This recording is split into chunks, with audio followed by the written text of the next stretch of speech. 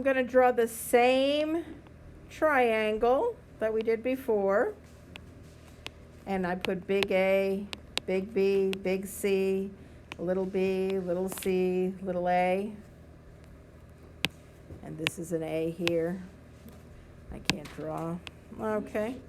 And now they said that A is 10 and B is 3 root 21. And they need cotangent. So if the tangent of A is opposite over adjacent, the cotangent of A is adjacent over opposite. So the answer here is going to be 3 root 21 over 10.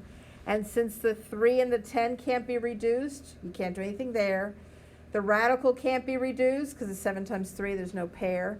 You can't do anything there. And the radical's not in the basement. You're done. Now remember that little a is just the side opposite big A. It is not the adjacent.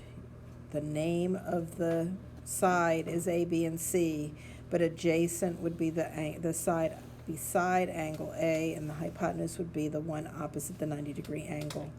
Then the other one would be the opposite. So don't get confused with the A's. I have like Okay. 3 left.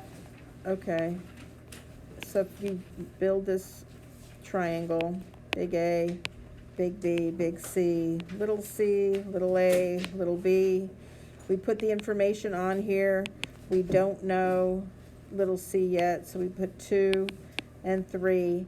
To find little c, we do 2 squared plus 3 squared equals c squared.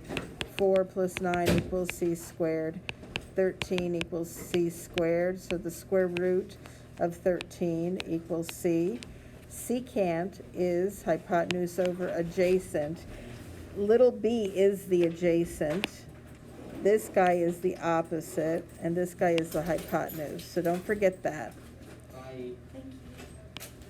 So the hypotenuse is going to be root 13 over the adjacent, which is 3. And that is your answer.